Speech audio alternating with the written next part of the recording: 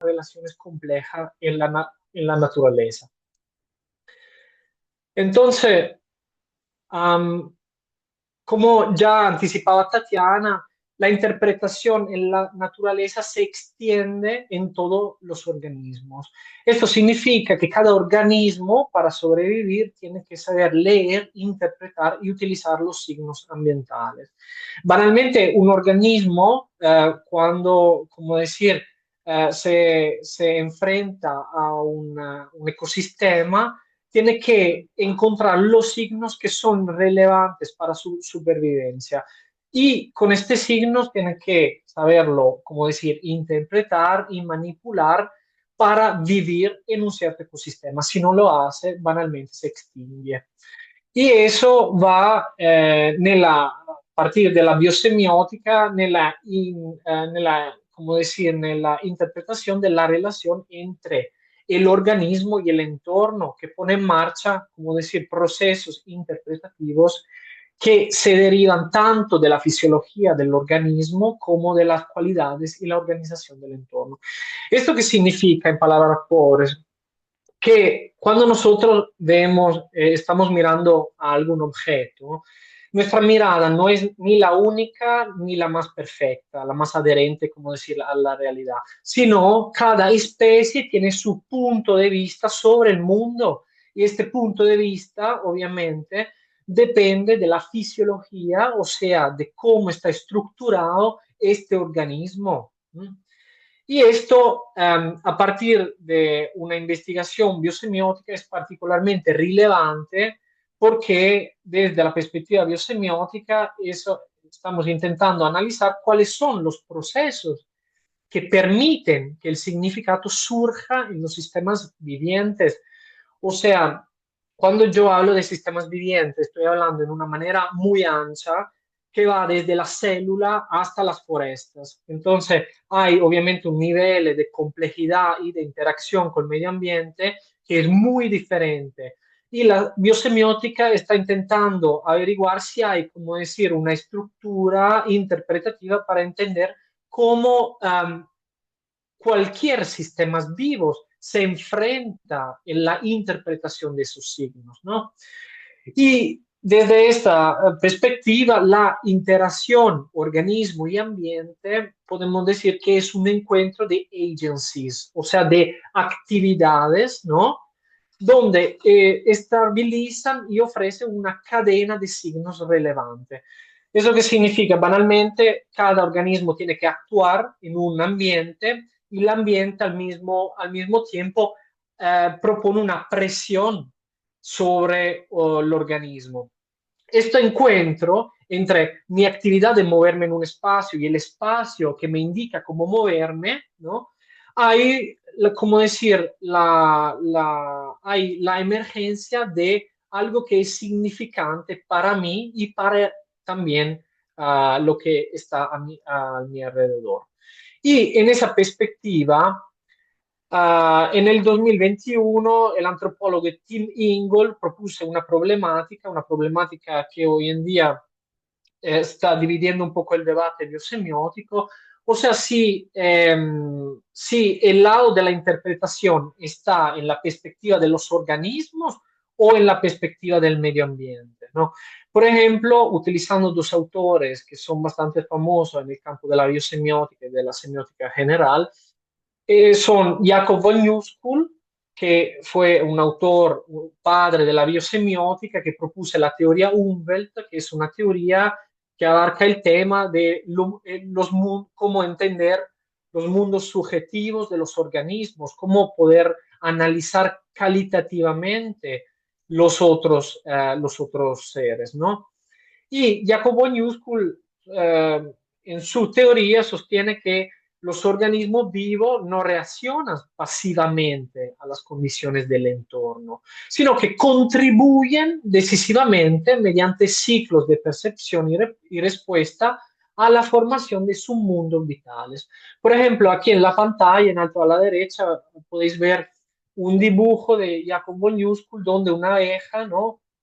Que va, como decir, investigando un espacio, lo que hace es crear propiamente un espacio que para la abeja es relevante, ¿no? Manipulando los signos que son importantes para su supervivencia. Por ejemplo, en ese contexto, a la izquierda podéis ver un mundo lleno de signos, ¿no? Y a la derecha podéis ver solo los signos que son relevantes para la abeja, o sea, esas estrellas, estos cuadrados que hacen manera que la abeja se mueva en el espacio direccionada a, por ejemplo, alimentarse, ¿no? Desde la otra parte, James Gibson propuso la teoría del Nietzsche, o sea, él sostiene que el entorno se constituye a través de su propia actividad perceptiva en el mundo. O sea, por ejemplo, acá siempre en la pantalla podéis ver que en el design del switch, ¿no? El design del switch nos indica cómo actuar, ¿no? Hacia la interacción con este objeto, ¿no? Y ese design nos manipula en un sentido en el que nos invita a utilizar un cierto objeto en una cierta manera y no en otra. Entonces, estas dos perspectivas, una desde la perspectiva del organismo que crea su propio ambiente, manipulando los signos y organizando su mundo significante, y del otro lado, el ambiente que te, como decir, que te mete a disposición los signos que para ti son relevantes, pero que te manipulan y te modifican tu comportamiento, ¿no? En estas dos perspectivas, la idea que hice en mi trabajo es de proponer una otra tipología de análisis que va conjuntando esas dos miradas, ¿no? Y exactamente de significado tenemos que, como decir, ir un poco más en el profundo porque ¿qué entendemos con significado? No. El significado, obviamente, hemos dicho que es algo que es relevante para una entidad como un organismo, pero la relevancia se encaja con la estructura evolutiva y composicional de un elemento. O sea, mi composición estructural, mi cerebro y mi estructura física y especie específica está construida para relevar algunos signos en vez de otros. Acá veis como una estrella que brilla en el bullo, ¿no? Nos indica, como decir, qué percurso caminar hacia una dirección, ¿no? Algo se ilumina en un mundo lleno de signos. O sea, cada vez que nosotros tenemos que direccionarnos en algún sentiero, en alguna, como decir, perspectiva, tenemos que abarcar esta direccionalidad a través de signos que tienen significado y adquieren significados en su relación con nuestra mirada. Y para proponer un ejemplo que se refiere también al ejemplo que ya Tatiana propuse con el octopus, ¿no? Aquí lo que voy proponiendo es la araña y la mosca, porque en el ejemplo que Jacobo Newskull utiliza, él dice, ¿cómo puede la araña, ¿no? Sin tener experiencia de la mosca, construir una tela que sea perfectamente adapta a capturar, ¿no? Esa mosca. Bien, para Jacobo Newskull, cada especie tiene una imagen arquetípica que es inmaterial, inmanente a su estructura propiamente de cómo se mueve en el ambiente, de cómo evoluciona, de cómo se interacciona con las otras entidades y así diciendo. Y entonces podemos decir que existe una especie de programa original o arquetipo común entre la mosca y la araña, algo que, como decir, coevolutivamente, ¿no? Propone una resonancia entre dos entidades muy diferentes, que a veces se encuentran y a veces no, que pero coinciden, ¿no? En la estructura material que expresa una de las dos, en ese caso la araña.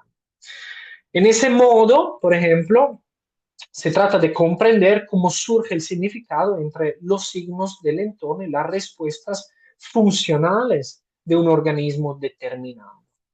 Y aquí, por ejemplo, es muy interesante el ejemplo de la araña, porque la araña, no sé si lo sabéis, pero la mayoría de las arañas son ciegas. Entonces, la araña lo que hace es detectar la vibración de la tela y a través de esa vibración interpretar si en la tela está una mosca o están otros seres o se dañó o otras cosas. Bien, eso significa una cosa que es muy relevante para nuestra perspectiva semiótica, o sea que la araña no es simplemente la compleja composición de sus partes, incluida, por ejemplo, las glándulas capaces de segregar la seda, no, sino que es la propia tela y también su presa. Esto significa que cada vez que nos enfrentamos a una entidad, ¿no? Que sea un individuo, una colectividad, ¿no? Esa individualidad se extiende a través de sus expresiones, ¿no? Sensitivas, sensibles y también materiales, ¿no? Y por eso podemos afirmar que cada individualidad es un nodo, es una densa red de relaciones, ¿no? Y en ese sentido yo me ocupé, por ejemplo, de la inteligencia material de la tela de la araña, porque en este sentido no es solo que los organismos vivos tienen su propia agency y son inteligentes y, como decir, manipulan los signos del ambiente, sino también hay como decir, una inteligencia material que permite a los materiales de modificar el ambiente, ¿no? Y por ejemplo, esta inteligencia material de la tela no solo depende de la composición de la red de la araña, sino también de la capacidad de la araña para utilizar como un órgano sensorial ampliado, ¿no? Gracias a su estructura, la seda amplifica y transmite vibraciones, demostrando una inteligencia que podemos decir descentralizada. Como por ejemplo ahora mismo son los materiales tecnológicos en nuestra sociedad que van, como decir, descentralizando una inteligencia y amplificando nuestras capacidades perceptivas del mundo.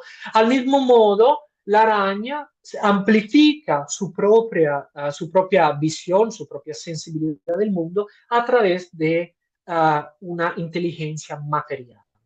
La tela de la araña entonces es una extensión de su mente, ¿no? La mente no es que está adentro de nuestro cerebro, no está enfocada en solo la parte, como decir, de la cognición, sino más bien es precisamente esta interacción entre una individualidad y el entorno y la extensión de de sus propios medios de expresiones, de también el lenguaje, por ejemplo, es una extensión, ¿no? Además de los sentidos y tal. Entonces, la materialidad de la tela puede entenderse como una inteligencia material con su propia agencia particular.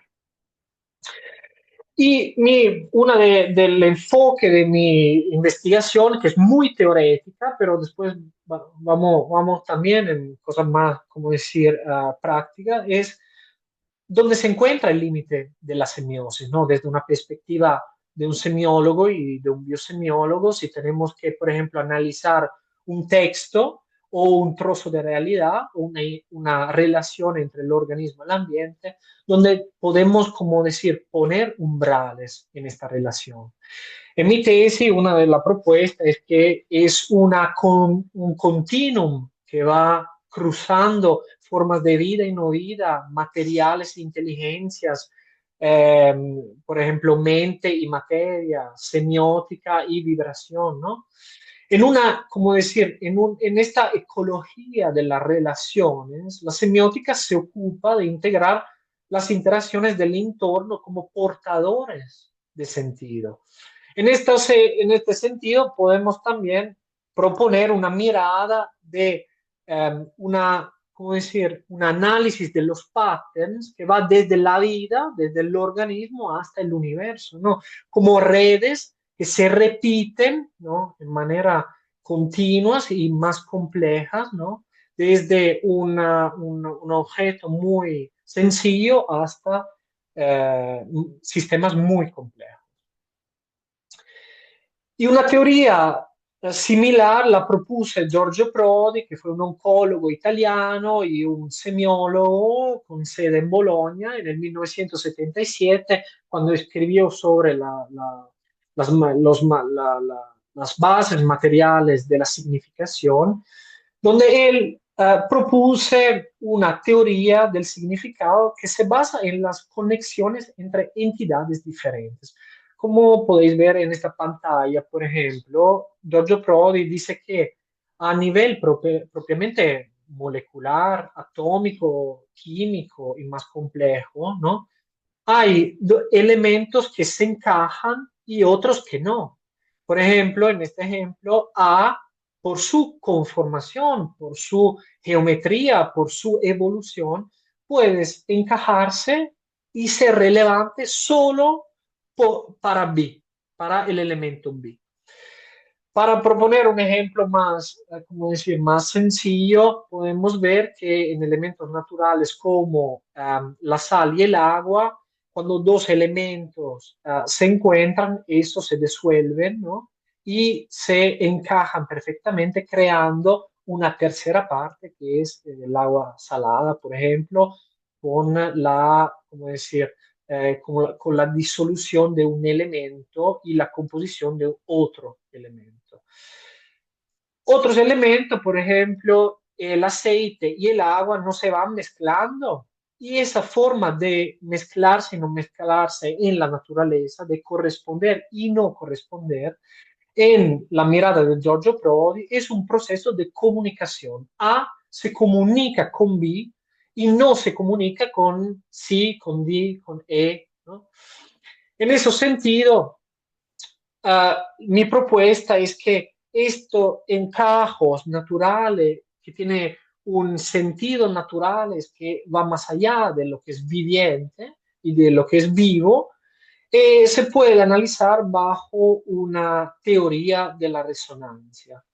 La resonancia, como podéis ver acá en la pantalla, significa muchas cosas. Hay resonancia, por ejemplo, vibracional de la música, o como veis en el pequeño video acá en bajo a la derecha, hay como decir, una resonancia vibracional que pone en movimientos materiales que crean una forma que tienen pattern, que tienen algo que es, como decir, significante. Y la resonancia, en términos generales, podemos definirlo como el proceso por el cual dos o más sistemas, vivos o no vivos, entran en sincronía óptima, amplificando mutuamente la eficacia de las señales en un contexto ambiental específico.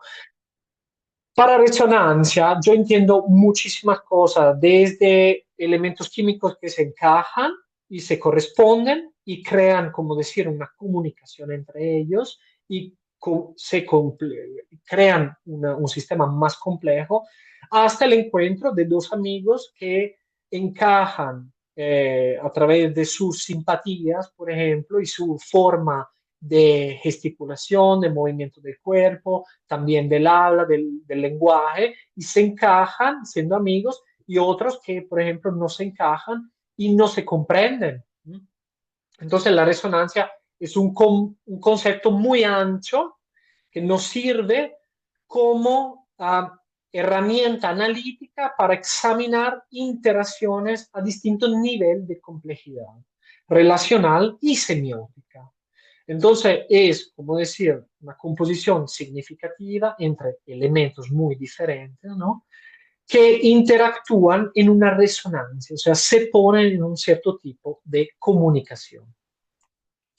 Ahora mismo podemos aplicar, por ejemplo, la resonancia desde los materiales que tienen su propia agency, su propia actividad, que no son materiales pasivos, inertes, muertos, sino que van conectándose y modificando el medio ambiente y nuestros también sociedades y nuestra cultura y nuestra forma de actuar en el mundo, hasta la sociedad. Los materiales, por ejemplo, ¿no? Se mueven en el tiempo y en el espacio, cada material vibra emitiendo un cierto tipo de resonancia y solo cuando la proximidad entre dos elementos que pueden interactuar es lo suficientemente sólida, entran en comunicación, resonando al unísono y creando una mayor complejidad.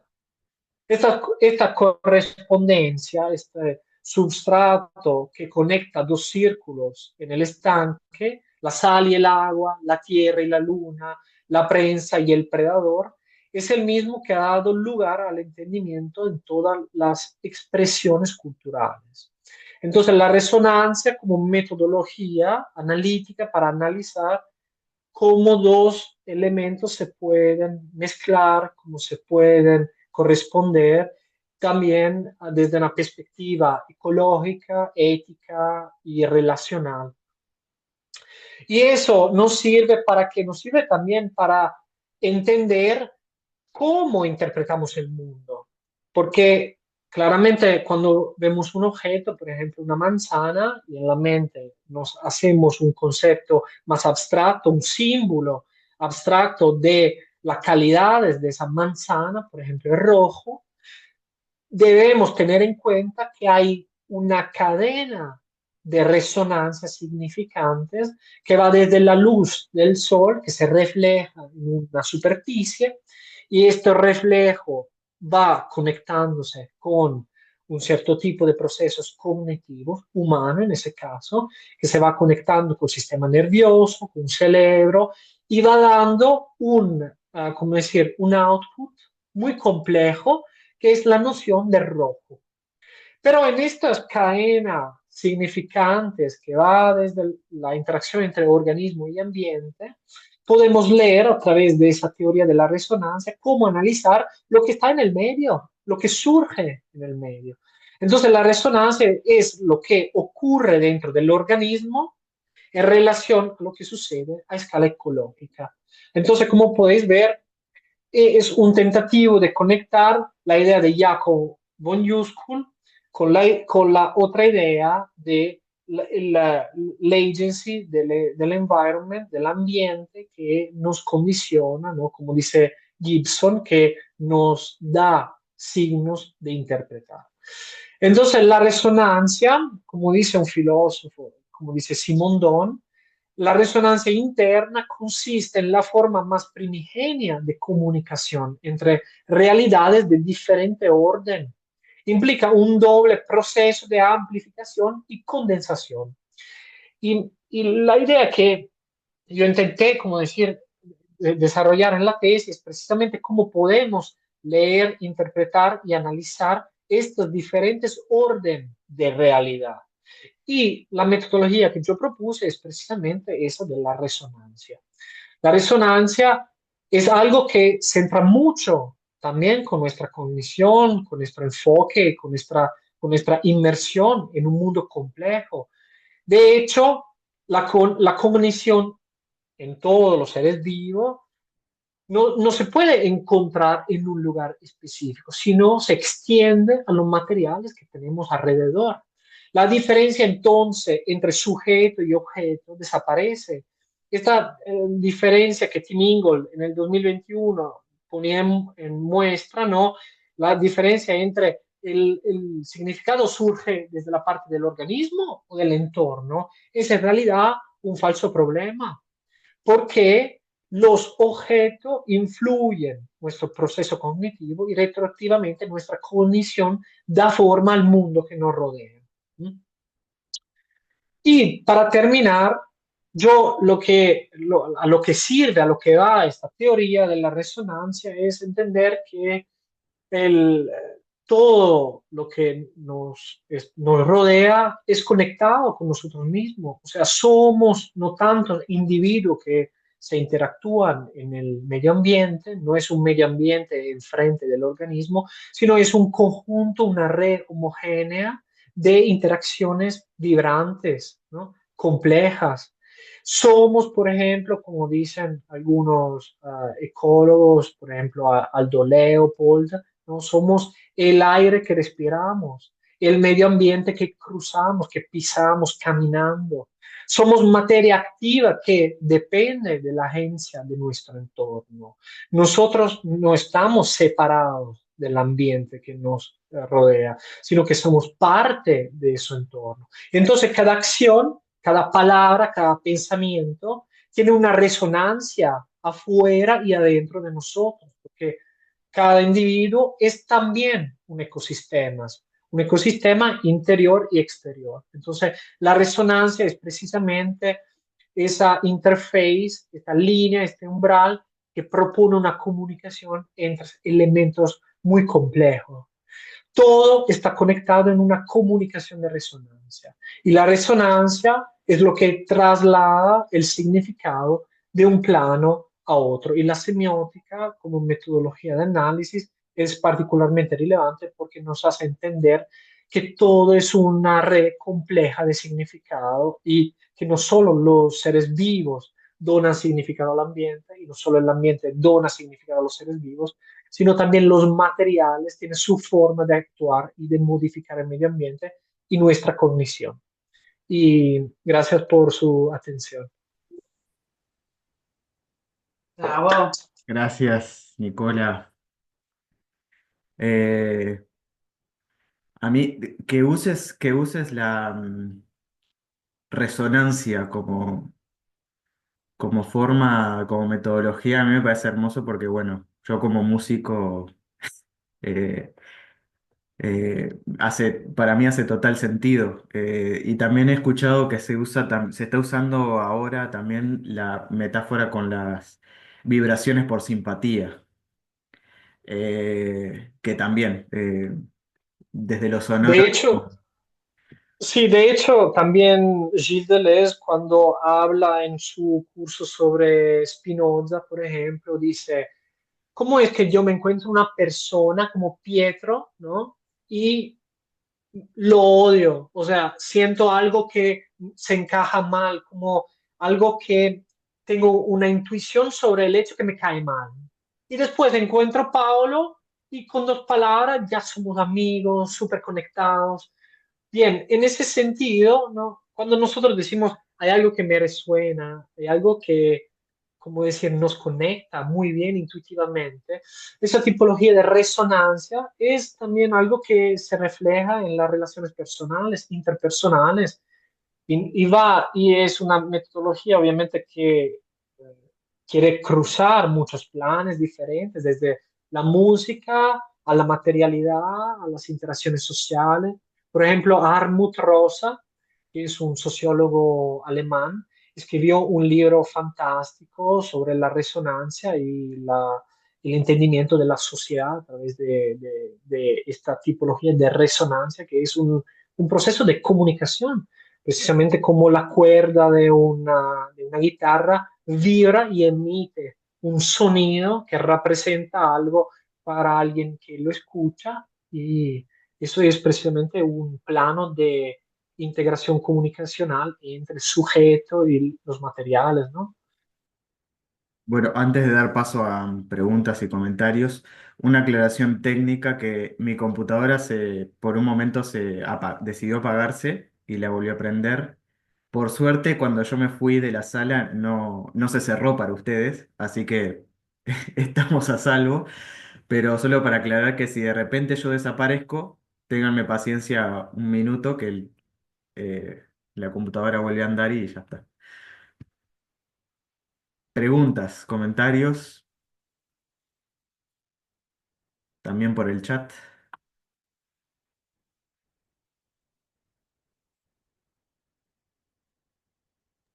Yo tengo una que es,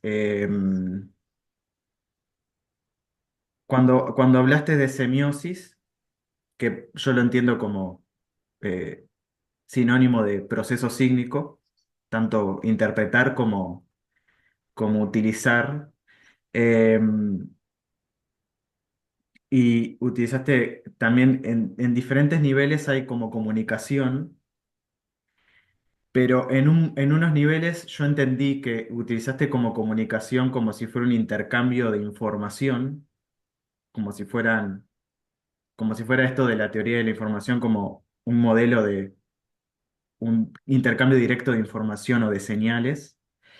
Y por otro momento también utilizaste comunicación como una negociación entre dos agentes que pueden o no tener el mismo código. Entonces, la pregunta es, eh, si todo esto lo consideramos semiosis, para vos, ¿qué no es semiosis?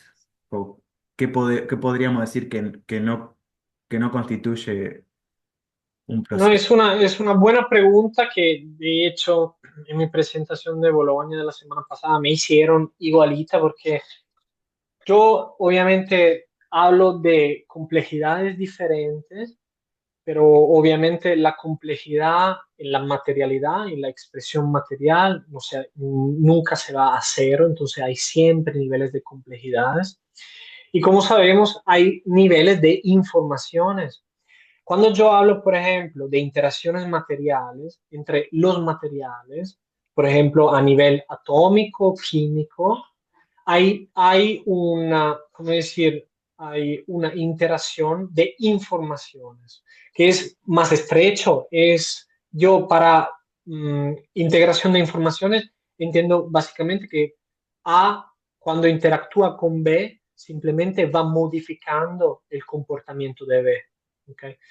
Y cuando hablo, pero de sociedades, ya de seres vivos, más complejos, como mamíferos y tal, ahí hay formas de comunicaciones más complejas que van sobre lo simbólico, por ejemplo, y otros niveles de complejidades.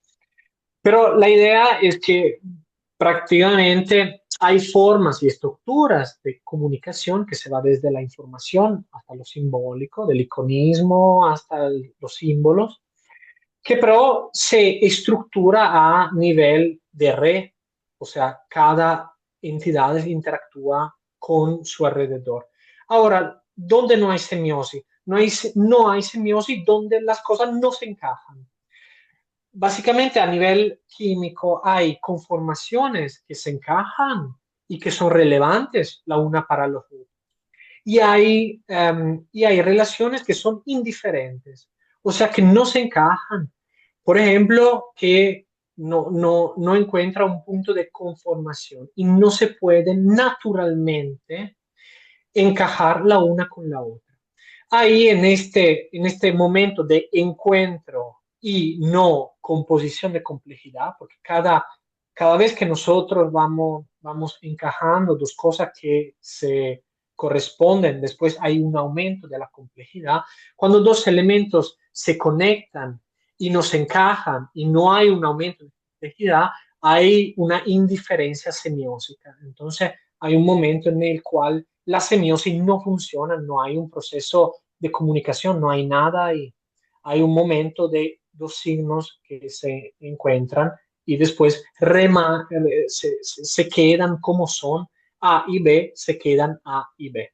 Entonces la idea, esta es una idea también de Bruno Latour que ya citaba Tatiana, es la idea que el agency en manera más general es precisamente cuando un elemento va modificando el elemento que encuentra y en ese encuentro se forma una modificación de los dos elementos. Ahí entonces hay una agency. Cuando yo hablo contigo y cambio tu forma de pensar, entonces hay una forma de agency. Pero si nosotros vamos comunicando los idiomas diferentes, por ejemplo, que no nos encajan y yo no te entiendo a ti, tú no me entiendes a mí, obviamente ahí hay menos información, menos modificación. Entonces hay un momento en el cual dos elementos son, como decir, relevantes el uno por el otro y un momento en el cual dos elementos son irrelevantes el uno por el otro. Estoy leyendo Nicola, ¿qué tiene que decir la semiótica respecto de la magia como sistema de comunicación entre los seres humanos? Esta es una pregunta fascinante, increíble, me encanta, sobre todo porque Wilfred Not, que es un semiólogo alemán que está trabajando pero en Brasil ahora mismo, él habló mucho de la magia como fenómeno social y como la magia, por ejemplo, es precisamente la idea según la cual el mago, a través de una conformidad que va desde un proceso de la creencia de una colectividad, puede modificar los signos ambientales. Y es particularmente interesante.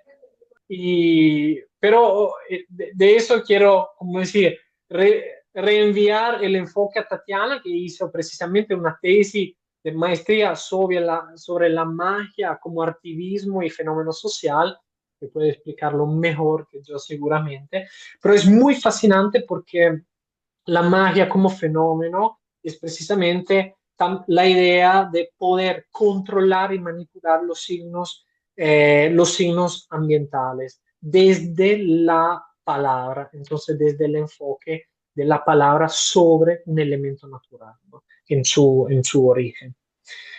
Eh, Estoy mind blown. Me quedé pensando en el anillo único del Señor de los Anillos y cómo tiene voluntad propia. Mi pregunta es, ¿cómo entendemos la agencia bajo este paradigma de resonancia? Eh, la idea es precisamente eso. Yo obviamente estoy intentando construir una metodología de análisis que va cruzando múltiples paradigmas antropológicos, ecológicos, etológicos, sociológicos y tal. Pero en un nivel muy simple, ¿eh? En realidad los materiales modifican nuestra sociedad, nuestra cultura. Un anillo puede controlar todos, por ejemplo, porque tiene un poder que no es basado obviamente en un reconocimiento de un poder simbólico, pero se basa también en una estructura material que es el oro. Es algo que en conformidad con el tiempo no se va derritiendo. Y entonces es muy interesante cómo el fenómeno de la expresión material de un elemento está conectado también con la expresión del poder simbólico que tiene ese elemento. Y con eso se puede hacer muchas cosas, ¿no? Por ejemplo, el diamante en nuestra sociedad, ¿no? Que es el enfoque simbólico de la eternidad, de la promesa, del casarse y tal, o otros elementos, por ejemplo, materiales que modifican nuestra sociedad y que están, por ejemplo, entre la vida y la no vida, como el virus, que durante el COVID ha modificado completamente las interacciones sociales, que es un elemento que está entre la vida y la no vida, que pero tiene una agency impactante en nuestra sociedad y que cuando se encaja con tu cuerpo, resuena en una cierta medida y eso, como decir, ese efecto resuena amplificando su propia forma de interactuar entre los cuerpos en la sociedad, en la cultura, en las relaciones sociales, en las relaciones materiales, las relaciones de trabajo, por ejemplo, etcétera, etcétera. Entonces, la idea de la resonancia y desde los materiales, entonces desde lo mineral, los hongos, las plantas, los animales y lo humano, en esta, como decir, complejidad hasta el universo, es la teoría precisamente que sigue un continuum donde nosotros estamos completamente inmergidos en esta red significantes que es la red de la semiosis y que va desde lo material hasta lo simbólico, de los minerales hasta el cuerpo vivo. Muchísimas gracias, Nicola. Eh, Gracias. Vamos a avanzar y si alguien más se quedó con algún comentario o pregunta, lo podemos hacer ahora al final para que no se nos vaya el tiempo muy largo. Eh, Así que les voy a compartir presentación. Mm, Entonces, esto es parte de lo que fue mi maestría aquí en Tartu. Y yo opté por llamar Negociando el poder a través de la estética, exploraciones en la semiótica de la resistencia. Cuando escuchamos, transformamos nuestro entorno en objetos de percepción. Y en el caso del sonido, esta transformación es un proceso inmersivo, donde el límite entre quien escucha y lo que se escucha se vuelve bastante difuso. Por eso lo que yo digo es que es una experiencia inmersiva. Según Salomé Boegling, que es una académica británica, filósofa, sobre todo se basa su investigación en filosofía de la escucha y se relaciona mucho con el arte sonoro. Ella dice que el lenguaje crítico tiene dificultades para describir el sonido porque siempre intenta categorizarlo como un atributo. Por ejemplo, decimos que un sonido es fuerte, claro o silencioso, pero rara vez lo consideramos como un fenómeno en sí mismo. Entonces, el sonido, en realidad, está siempre presente y forma parte activa de nuestra experiencia auditiva. Pero, ¿qué pasa con el silencio? A menudo pensamos en el silencio como la ausencia de sonido. John Cage, por ejemplo, demostró cuando entró en una cámara anecoica en Harvard que nunca hay un verdadero silencio, acústico, por decirlo. Siempre hay algún sonido, ya sea interno o externo. En este sentido, el silencio no es la ausencia de sonido estrictamente hablando, sino una construcción cultural y perceptiva. Mi interés de investigación se centró precisamente en eso, en el silencio como una experiencia auditiva desde una perspectiva semiótica. El propósito no fue definir el silencio, sino descomponerlo y analizar cómo surge en la interacción entre el sujeto y el entorno. Más que una pausa en la audición, el silencio es un componente activo del paisaje sonoro. Ahora quiero vincular esta idea al arte y a la música en particular. En el contexto de la música contemporánea, el silencio ha pasado de ser visto como una ausencia, entre comillas, a convertirse en un medio creativo y expresivo. Desde la Segunda Guerra Mundial, ha habido un creciente interés en el silencio en las artes, particularmente en la música, donde ha dejado de ser visto como un vacío para convertirse en un recurso artístico. En América Latina, este enfoque, entre otros, se vio reflejado principalmente en un movimiento musical denominado minimismo. El minimismo surgió principalmente entre los años 70 y tuvo su auge entre los 70 y 90, liderado por los compositores Coriuna Aronian y Graciela Paraskevaidis. Estos artistas adoptaron el silencio, la austeridad y la desposición como una forma de protesta social y política frente al poder dominante de la música canónica occidental. La pregunta central de mi investigación fue cómo los compositores minimistas integran el concepto de silencio en su identidad artística y lo utilizan como una herramienta estética para resistir los discursos dominantes. Este estudio analizó al minimismo latinoamericano, buscando aclarar las complejidades de este género musical y cómo sus compositores han utilizado el silencio como una herramienta poderosa de expresión artística y de resistencia cultural.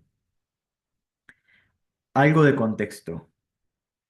A lo largo del siglo XX y hasta hoy el silencio ha sido un tema central en diversas formas artísticas. En la música, por ejemplo, compositores como Anton Webern y John Cage subrayaron la importancia del silencio en sus obras.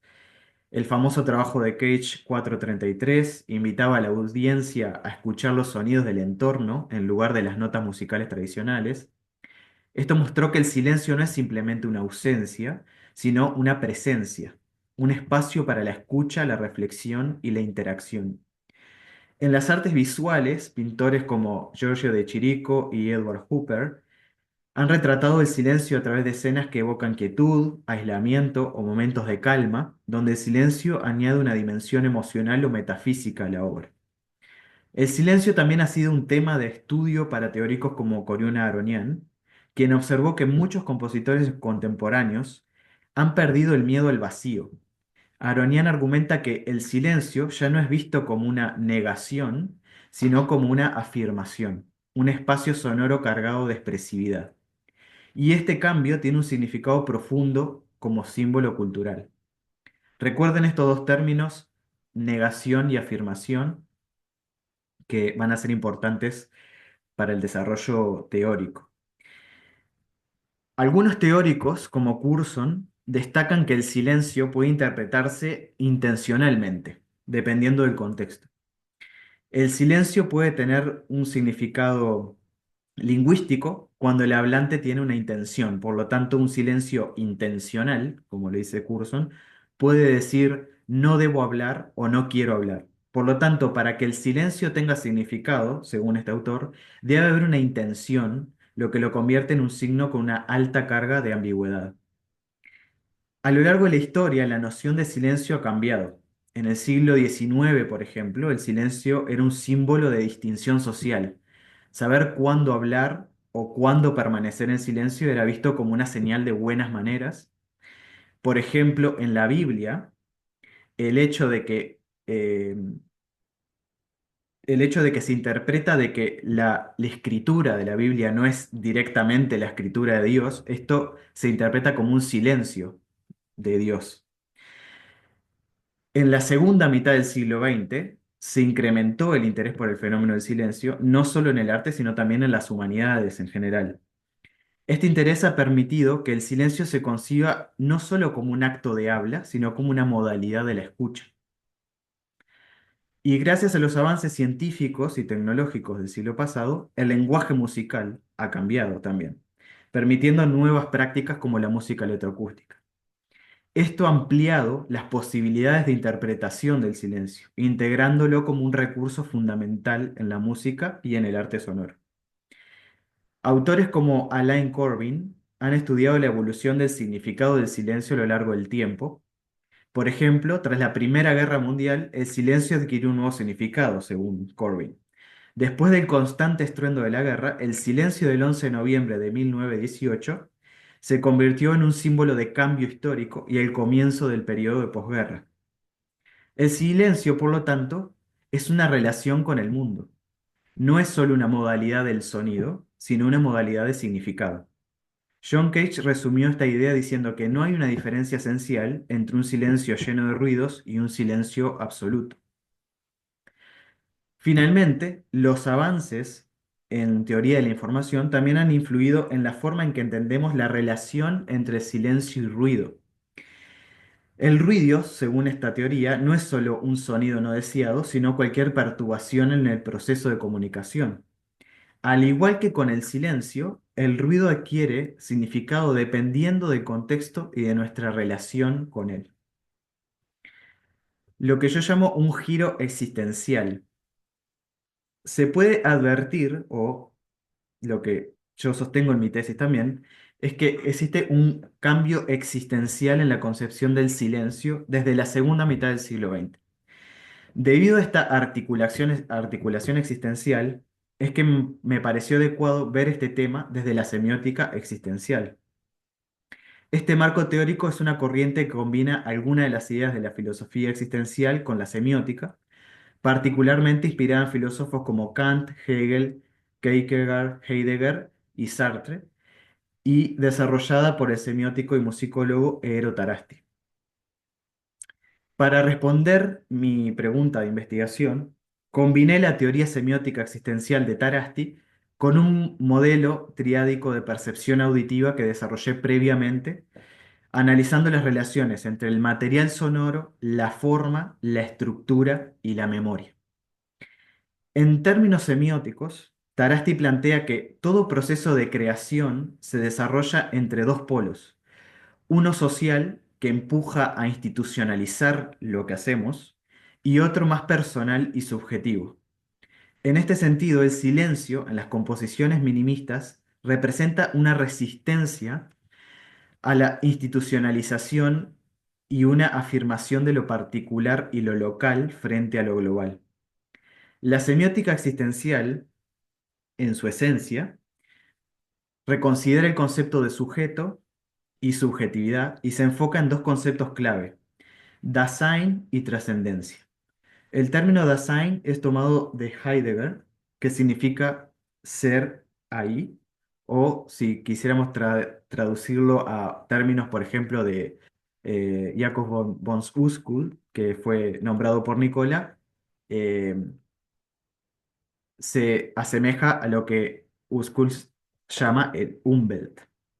Y la trascendencia representa todo aquello que está más allá de esto, es decir, lo que podemos pensar pero que está ausente. El tercer concepto clave en esta teoría es el sujeto, que no necesariamente es un individuo, sino que también puede ser un colectivo. Según Tarasti, el sujeto al habitar en el mundo de Dasein siente una carencia o insatisfacción, lo que lo impulsa a una búsqueda trascendental. Esta búsqueda comienza con un primer acto trascendental que es la negación. Entonces recuerden cuando yo mencioné previamente lo que decía Corina Aronian, que los compositores empiezan a interpretar el silencio no como una negación, sino como una afirmación. Entonces, esta búsqueda, para mí hay una búsqueda trascendental hacia la afirmación. Entonces, el sujeto niega lo que le rodea y en este punto se encuentra en un lugar de vacío. Sin embargo, al encontrar el polo opuesto a este vacío, ocurre el segundo acto trascendental, que es la afirmación, en la que el entorno adquiere significado.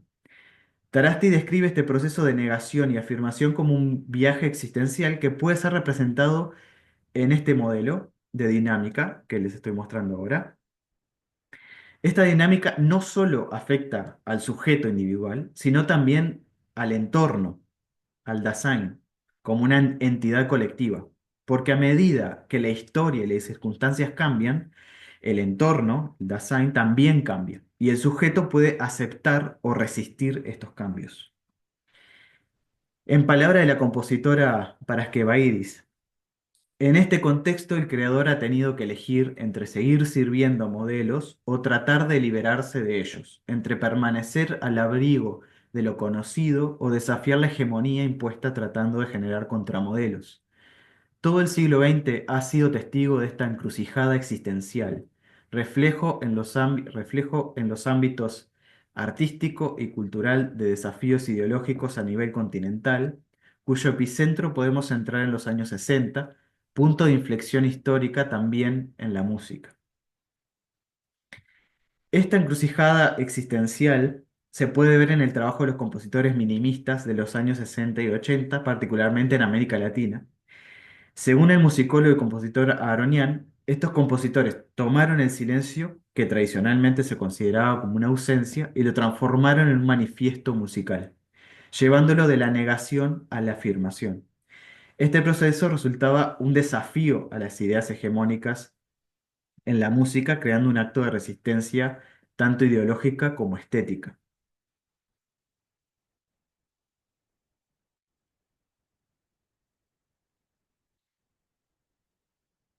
Ahora bien, este viaje trascendental no es lineal ni fijo.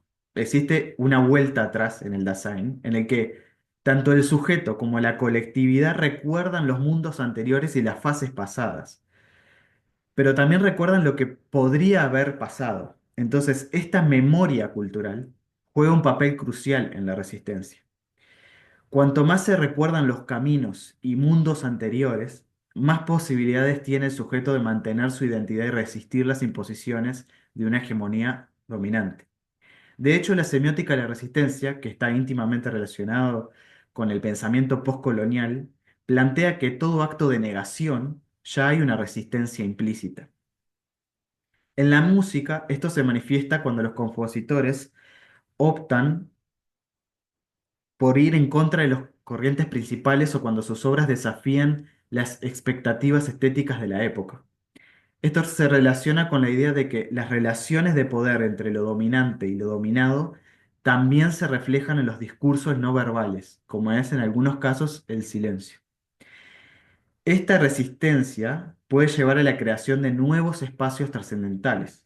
Al dejar atrás los significados preestablecidos, el sujeto o el compositor minimista crea un espacio vacío, donde pueden surgir nuevas alternativas y donde el oyente es empujado a una experiencia musical distinta.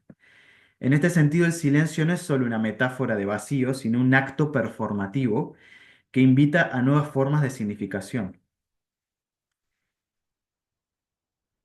La semiótica de la resistencia, tal como la discute Tarasti, aborda las tensiones culturales y semióticas que surgen cuando una cultura dominante trata de imponer su narrativa sobre otra. Esta tensión genera un campo de resistencia donde la cultura dominada busca no ser absorbida o silenciada. Aquí es donde entra el concepto de negación, que es central en la resistencia.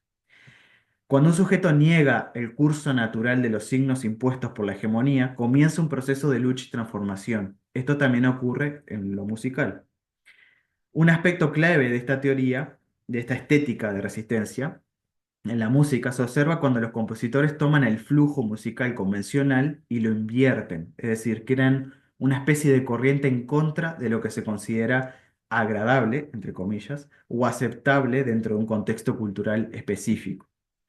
Ahora, un fenómeno interesante que quiero destacar es la retirada o el silencio que adoptan algunos compositores minimistas. Estos creadores a través de su obra desafían sutilmente la langue hegemónica o el sistema de reglas que domina el discurso musical de su época. A pesar de ser sutil, su postura ideológica era clara y constante, reflejada en sus actividades académicas y sociales, así como en la difusión de su música a lo largo de América Latina.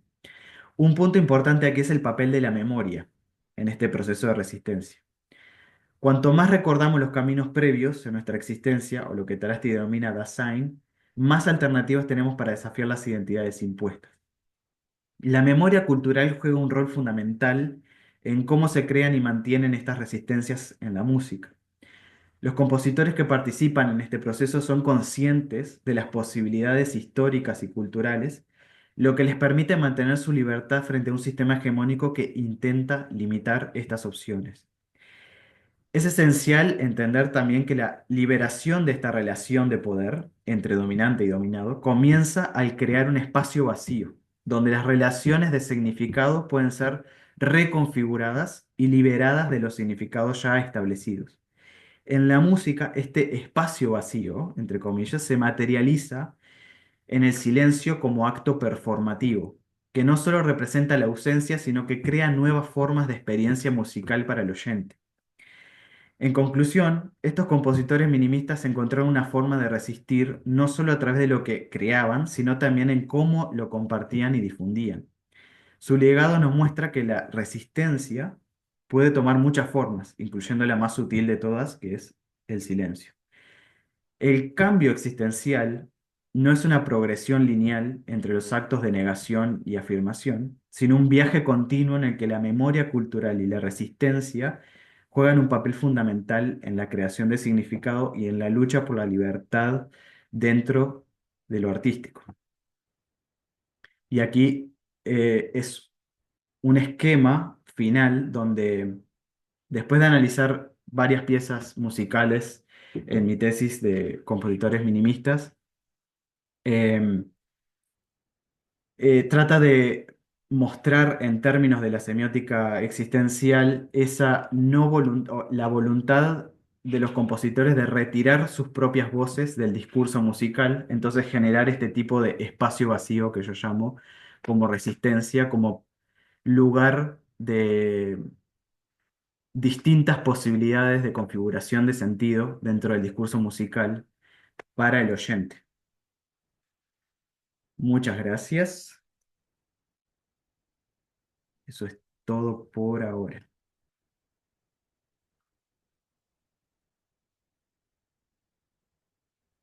Bueno, tenemos unos minutos para discutir preguntas, Entonces, abro yo.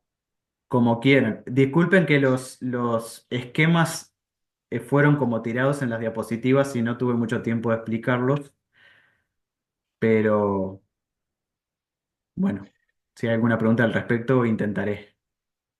Sí, yo me estaba preguntando si cruzaste en tu trabajo también esa idea de el silencio desde una perspectiva semiótica, como por ejemplo la de Umberto Eco, ¿no? Que él habla mucho sobre el silencio, pero del silencio como forma de actividad de privar a alguien de la palabra, ¿no? Por ejemplo, en la idea que la semiótica que nace exactamente como crítica de la ideología, como ya Tatiana decía antes, Humberto Eco analiza la humildad, por ejemplo, o sea, la idea de no decir algo respecto de como una forma política desde un lado ¿cómo decir?, de no enfrentarse a la estructura de poder y del otro de ser silenciado a su vez y proseguir un silenciamiento que puede ser entendido como una forma de resistencia, como tú decías, pero también como una forma de poder, una expresión del poder dominante que te calla. Tú no puedes hablar sobre ese tema.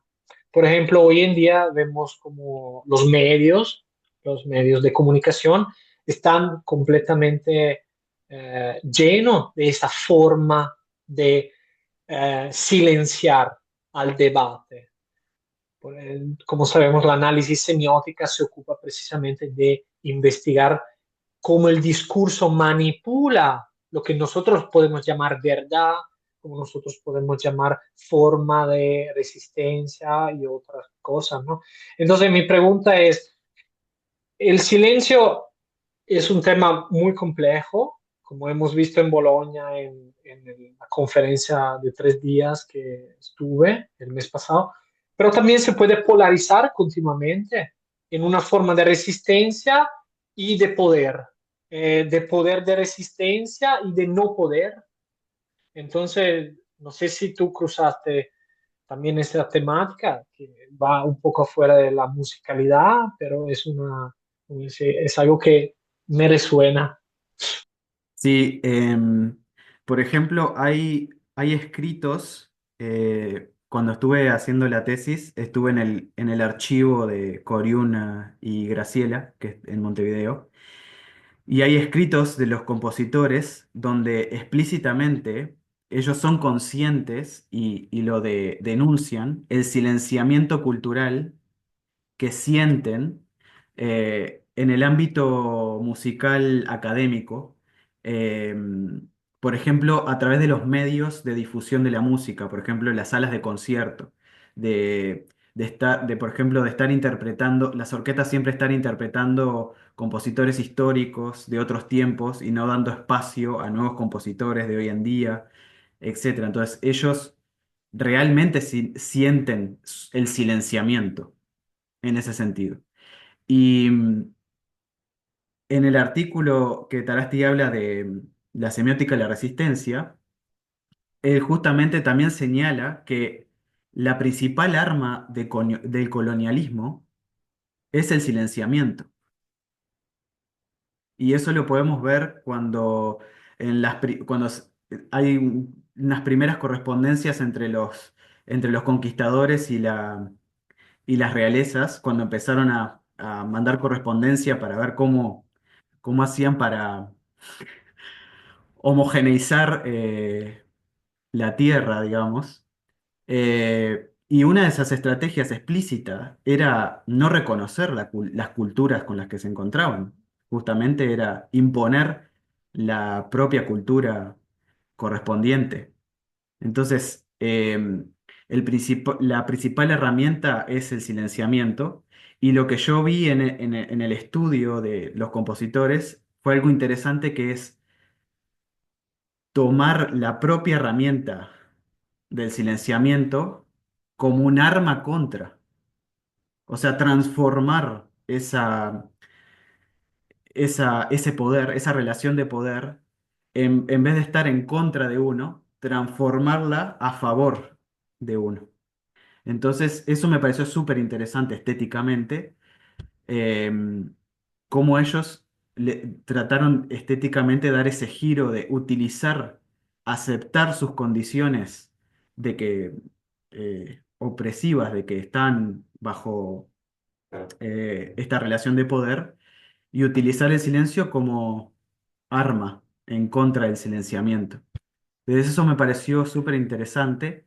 Y lo más interesante también es que la forma en que eso se materializa no es no es convirtiendo su discurso en un nuevo discurso hegemónico, no es diciendo esto es lo que se debe hacer, sino que es a través de un retiro de sus propias voces, como si ellos armaran la condición o la situación musical para que el oyente, esto es metafóricamente mi interpretación, armaran la situación musical para que el oyente construyera o tenga la libertad de construir su audición, digamos.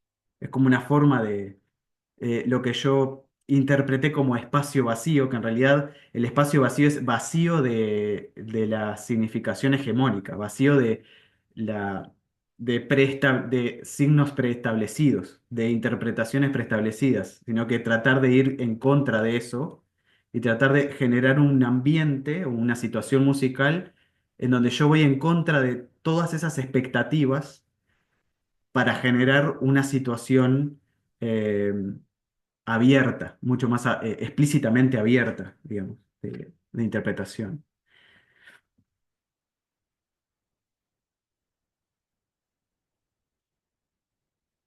Fede.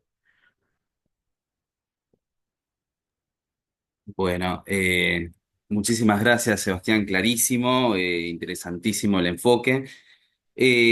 Señalamiento, me parece que efectivamente, y un poco retomando lo que decía Nicola con respecto de alguna manera de los modos de funcionamiento, ¿no? Del silencio como forma de resistencia, en tanto acto político, por supuesto que excede en el campo específicamente, digamos, de lo musical. Lo artístico, sin duda, se manifiesta de una manera muy explícita, pero por supuesto que es un modo de intervención en el mundo, finalmente. Estas dinámicas de negación-afirmación, de alguna manera, serían trasladables a distintos fenómenos, ¿no? O funcionamientos de lo social. Pero me parece muy interesante cómo efectivamente esto se da en el campo. Yo también soy del campo de las prácticas artísticas, podemos decir, o el estudio de los fenómenos estéticos, que acá se da un desplazamiento muy particular por lo que vos presentabas, Sebastián, porque en tanto intervención, digamos, desde justamente un posicionamiento político que está asumiendo este colectivo, eh, en la figura, ¿no? Digamos, a la cabeza, digamos, de estos compositores, pero digamos que ha incorporado, digamos, un colectivo interesante de compositores en Latinoamérica. Me parece que esta cuestión de la afirmación, ¿no? Como acto, vos decías claramente, como un acto político, como un acto performativo, está manifestando también el orden de cómo eso se jugó en el plano de la producción, digamos, discursiva. Me parece que sería interesante también llevar esta discusión, ¿no? Al abrir el juego, ¿no? Creo que era lo que de alguna manera estabas presentando hacia el final, pero que esa es la circulación del sentido, en tanto que efectivamente las relaciones o los efectos que pueden generarse entre las instancias de producción y el reconocimiento discursivo hacen que haya finalmente un desplazamiento hacia la escucha como también como un lugar político, ¿no? La escucha genera un cuerpo político, y ahí se abre justamente digamos, el interés semiótico por pensar la dimensión significante que abre de alguna manera esta intervención, ¿no? O sea, más allá de la intencionalidad, más allá de la materialización en la producción sonora de lo que implica el silencio como acto político, es, bueno, los efectos o retomando, ¿no? La noción de resonancia, las resonancias de sentido que puede estar comportando, digamos, en los sujetos de la escucha, ¿no? Me parece que ahí hay todo un universo de gran interés. Totalmente. Hay todo un universo, bueno, desde lo político, esta autora que yo señalé, Salomé Boeglin, Mm. ella escribe mucho sobre la escucha y su relación con lo político también. Y hace unos días estuve en una charla de eh, Susan Petrilli y ella, cuando habla de semioetics, eh, ella toma también la metáfora de eh, la escucha como estructural en la semiótica, porque ella dice que La, el otro, el otro es la condición para para la semiosis. O sea, la responsabilidad y para la respuesta implica una escucha. Entonces, la semiótica, teniendo la escucha como estructura filosófica, digamos, siempre implica al otro. Entonces, al implicar al otro, tiene toda una dimensión política, una dimensión ética, y eso me parece que abre todo un abanico o un mundo que también implica lo estético, pero abarca, puede abarcar, como dice Susa Petrilli, puede abarcar semiótica global, podría decirse. Claro, y que constituye justamente, al lugar de la escucha, justamente también una praxis. Y eso es lo interesante, es la praxis donde justamente emerge el sentido, ¿no? No es solamente quedarse con la intervención en la producción de la discursividad, la materialización, digamos, de la obra en este caso, sino el desplazamiento al foco de que la escucha es una praxis en sí misma de producción de sentido, ¿no? Ahora, pensando en la pregunta que Verónica puso en el chat, ¿qué piensas de la mercantilización de determinados géneros musicales y su relación con la semiótica en la cultura occidental? Es un gran tema que últimamente he estado pensando mucho. No sé si tengo una respuesta muy específica, pero estuve pensando en eso desde hace unas semanas. Un amigo se recibió y tuvo su defensa de doctorado y el oponente vino, su tesis incluyó teóricamente lo que se llama en ciencias sociales como la McDonaldización de la sociedad.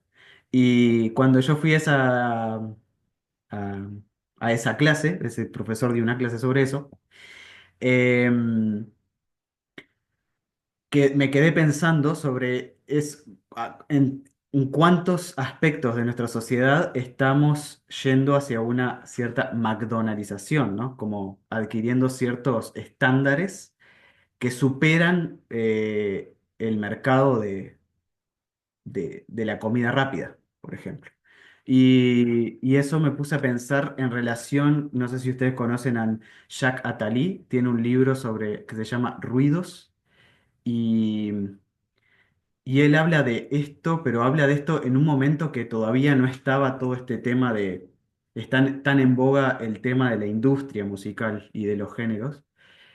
Y, y, y este texto es bastante como pre, está como premediando el futuro casi, porque ya Catalí habla de la desritualización de las manifestaciones musicales y, y cómo nos empezamos a relacionar con la música y con el arte, pero incorporando ciertos mecanismos que son del capitalismo o que son traídos del sistema económico y nos empezamos a relacionar no solo con lo artístico así, sino también en nuestra vida, digamos, con los afectos también nos empezamos a relacionar eh, de esa manera y me pareció muy interesante, así que no tengo una respuesta exacta a eso, pero es algo que vengo pensando hace ya tiempo. No sé si conocen Jacques Attali, si no, se los recomiendo. El libro es un libro chiquito, además, es fácil de leer, se llama Ruidos.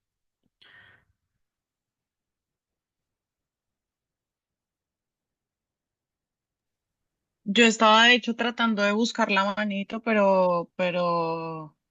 de una me lanzo a hablar y Sí. hacerte una pregunta. Seba, me gustó muchísimo, obviamente, por temas bastante que conocemos, la desritualización del acto, ¿no? Lo de la música, por ejemplo. Y estaba pensando ¿cómo crees que, por ejemplo, el medium, ¿no? El medium de este proceso, por ejemplo, del silencio como una expresión de arte, ¿no? Que busca como este acto revolucionario. ¿Cómo crees que el medio, por ejemplo, cuando estamos hablando de un ritual en este aspecto como de la música, pues nos imaginamos como la gente concentrado en ver el acto, ¿no? El performance musical con o sin sonido, ¿no? Con música o sin música, ¿verdad? Y me preguntaba, por ejemplo, bueno, esto es un ritual cuando nos imaginamos el colectivo. ¿Tú cómo sientes, por ejemplo, cómo percibes este mensaje, por ejemplo, del silencio? ¿Cómo puede cambiar dependiendo del medio? Me explico. ¿Cómo yo vivo el silencio en colectivo, como este ritual del encuentro, a ver, el acto, el performance musical? ¿O cómo lo vivo en mí como individuo? O sea, con unos audífonos, ¿verdad? El mensaje, cómo dentro de esta aplicación, de esta metodología, ¿no? De entendimiento de lo que es el silencio, donde entra el medium, ¿sí? Que es o en colectivo, o en solitario, o en los diferentes espacios, ¿verdad? ¿Cómo entra en ese proceso de significación? ¿Por qué te lo pregunto? Porque yo, desde acá, oyéndote, yo me imagino esto, cuando hablamos de acto revolucionario, yo me lo imagino en un colectivo, o sea, varias personas viviendo y entendiendo el mensaje del silencio en este caso, ¿verdad? Porque es diferente yo estando en mi casa, oyendo la pieza, una pieza artística musical, e interpretando el sonido desde mi soledad, ¿verdad? Cómo el significado varía dependiendo del medium de expresión. O no sé si la pregunta, o sea, no dentro de donde podemos llegar a explicarlas, estos temas complejos pero deliciosos. ¿Cómo lo ves tú? Sé que me lo entendiste. Sí, sí. Para mí el silencio no es algo que nosotros podamos definir y fijar como algo que ponernos de acuerdo en una definición y fijarlo como si fuera un fenómeno que siempre vamos a percibir de la misma manera. Entonces me parece que es importante eh, el contexto, el entorno, porque para mí el fenómeno del silencio se construye entre el entorno y uno mismo. Entonces, cuando yo hablo, por ejemplo, de desritualización de la música, o Jacques Attali también habla de desritualización, yo creo que se refiere también a los momentos en que la música se descorporaliza, digamos, se quita de los lugares específicos en donde la música se produce, se escucha y se vive y se transforma, y eso lo tenemos mucho ahora con las nuevas tecnologías y las tecnologías de grabación y poder escuchar música en nuestras casas a través de música grabada y todo. Entonces, la experiencia es muy distinta a cuando vas a por ejemplo, un concierto en vivo, donde tenés toda la experiencia, digamos, tenés los músicos tocando en vivo, pero además tenés la experiencia compartida. O sea, tenés la colectividad. No sos solo tú quien está percibiendo eso, sino que está el sentido de que hay una colectividad, digamos. Sos parte de una colectividad que está sintiendo lo mismo. Y cuando se percibe un silencio colectivo, eso, digamos, es como significativo. Sí, sí, Y sí.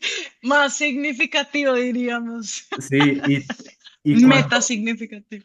y también se puede vivir cuando uno vive la corporalidad de la música, pero cuando uno la percibe en su casa, escuchando, por ejemplo, solo en el reproductor de audio. O sea, hay otra experiencia corporal con eso, eh, que también está abierta a que por sí mismo construya o, el silencio. Incluso uno puede pensar un observador de afuera, un tercero, puede ver una persona sentada en una habitación con música y pensando que esa persona está en silencio y quizás esa persona no se siente en silencio para nada. Quizás, digamos, en su mente hay un montón de ruido todavía. Entonces, es algo bastante, como yo digo, como una construcción, digamos. es algo activo, es una construcción que implica comunicación, implica significación, implica un diálogo con el entorno, con otros. Entonces, yo lo que ahora también, como pregunta también general que yo tengo como investigación general, que todavía no lo he contestado porque es parte de mi investigación, es, yo estoy seguro o creo estar seguro de que el silencio forma parte de nuestra percepción, digamos. Nosotros estamos seguros de que percibimos el silencio, de que existe el fenómeno como tal. Pero yo no sé si no estoy seguro de afirmar que el silencio existe como una cosa en la realidad. ¿Se Como una entiende? resonancia, quizás.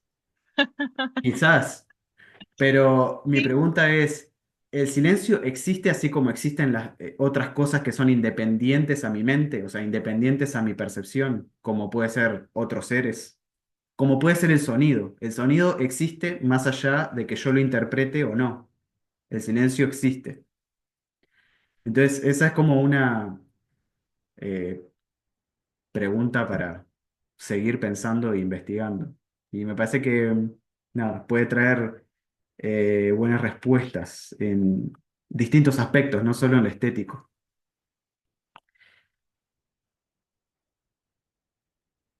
Bueno, no hay problema. Varios se tienen que ir, sí, estamos en hora. Bueno, agradecerles primero mis amigos Tatiana, Nicola, por, por estar, por presentarse y charlar y discutir de estos temas que nos fascinan. A todos y a todas las participantes, gracias por estar. Eh, el próximo viernes nos encontramos a la misma hora. Vamos a tener tres presentaciones. Va a estar Juan Sebastián Zamudio con la presentación El discurso en la legitimación del antihéroe en la televisión contemporánea. Oscar Miyamoto, la fijación de la creencia en el lugar de la semiótica entre las ciencias. Y Federico Buján, Semiótica de la música, acerca de la producción de sentido en el ámbito de la discursividad musical. Entonces, eso va a ser, thank you, María. You always supporting the Spanish speakers.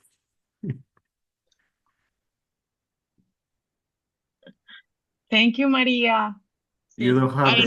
Muchas I don't gracias. know if María I understood hear. something. Was happy to see you all. Thank you, thank you. Entonces, nos encontramos el viernes que viene. Muchas gracias y un éxito. Muchas gracias a todos. Súper gracias, Eva. Estamos en contacto. Estamos en contacto. Chao. Chao, chao. Chao, gracias.